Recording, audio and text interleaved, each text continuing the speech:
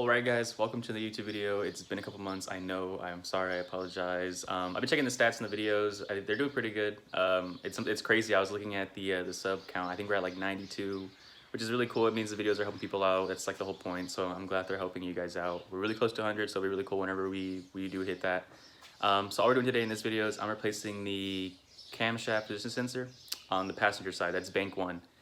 Symptoms of that failure, of that sensor failure, is your car has trouble starting, and like while you're driving, like wherever, it like stalls and then goes back to normal, then stalls, go back to normal. So those are the symptoms. I had both symptoms, so I knew what it was. And whenever you scan it, it's gonna say camshaft position sensor A failure, and then it'll say bank 1. Bank 1 is gonna be passenger, or sensor A is gonna be passenger side, so that way you guys know. So all we're doing today is we're gonna replace that one side. My driver's side's fine for the time being, so we're just gonna replace the passenger side. So let's go ahead and get started on this, guys. All right, guys, like I said, this is gonna be a really easy fix. You need 2 tools, and that's it, and obviously your replacement. So you need a ratchet with a little bit of an extension and a 10 mil. This extension is really important because without it, you have to use like a wrench. This extension allows you to reach around it's like a harness that's like this thick. And so if you have this, lets you go underneath it, you can just use a ratchet to break the bolt loose. It's a lot easier that way. And then you need this flathead, which you'll use to separate the connector from the sensor itself. And then obviously you'll need your replacement sensor. I'm doing bank 1, that's the passenger side, so it's gonna look like this. If you're doing the driver's side, it's gonna be the same thing, but like the connector is like angled up slightly, so it kind of look, I don't know how to describe it. So like this part is gonna be like this basically. So my finger is like the end of the connector, so it like angles up like that. So the passenger side is going to be straight like this. So if you're doing the passenger, you look like this. So let's go ahead and get started, guys. All right, guys. First step, you're going to want to go ahead and disconnect the ground to your battery, and then we can go and start taking the sensor. So once we do that, we're on the passenger side because I'm replacing bank 1. So I'll show you where it is. So we're going to go behind the engine here, and I have my ratchet with the 10 mil extension ready. So if you look back right here, that connector right there, that's the camshaft position sensor. So like I said, we're right behind the engine. So on the passenger side, so that bolt right there is the one bolt that holds it in place. And so you can see there's that thick harness that I was mentioning. It makes it kind of hard to get in there unless you have this extension. So it's easy. If you have it this way, it's so easy, you can do it with one hand. So go ahead and get this in there, and then like I said, you want to slide it underneath the harness like this. You can see there that it's right there.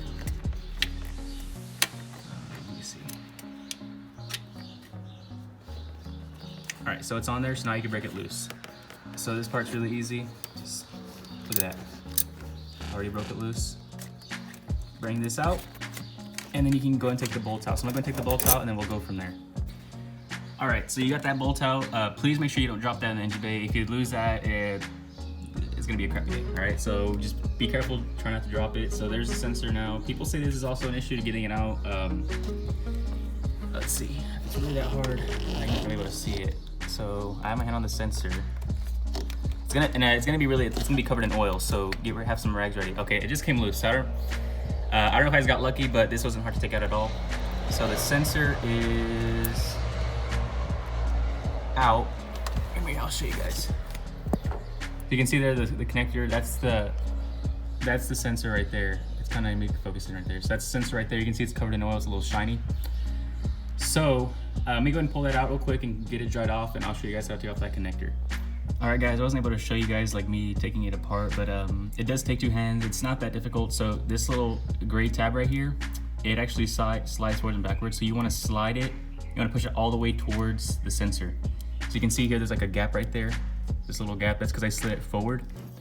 Sliding that forward releases like the tabs, and then from there, after you do that, you want to take a screwdriver or like a flathead screwdriver and just pry. You can see it's kind of marred up. Just kind of pry, just do it softly because you don't want to break the connector.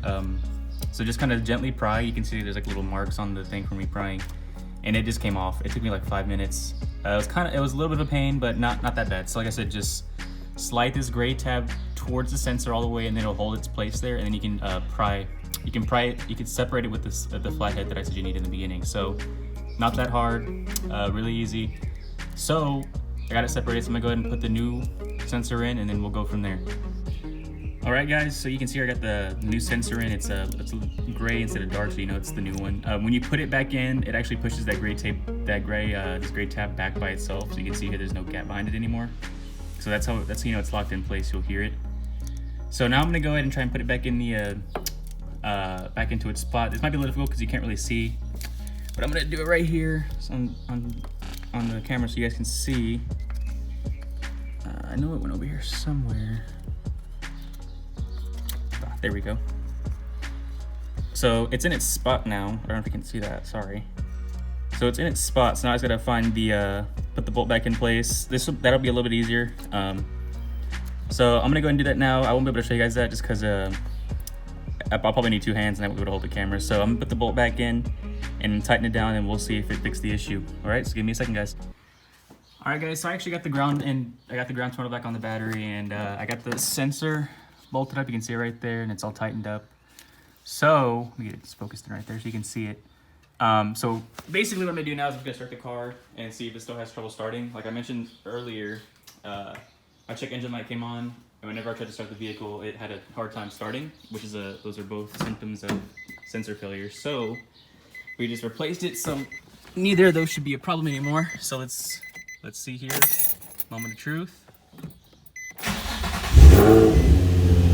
Okay, look at that. So no issue starting, and there's no check engine light. So that means we fixed the issue, guys. All right, guys, that just about does it for this video. I know it's a short upload, but it's a really easy tutorial. But it's an important one because this is a really common issue on the Z's. I want to make sure that if this issue ever comes your way, you know how to fix it. I advise that if you can do it yourself, to do it yourself, because it takes you 2 tools and an hour of your time max. It took me 30 minutes, so if you can do it yourself, please do it. Looking at the next video, I'm going to be doing brakes, so that's going to be rotors, pads, but most importantly, it's going to be the stainless steel lines. So I'm going to show you guys how to replace those and how to bleed them using this tool called the Multool Brake Bleeder. It's supposed to make the bleeding process a lot easier. I don't know if it works now. We're going to find out when I upload that video. But other than that, guys, if this video helped you in any way, give me a like. If you want to see future tutorials like this for like Z's, be sure to subscribe.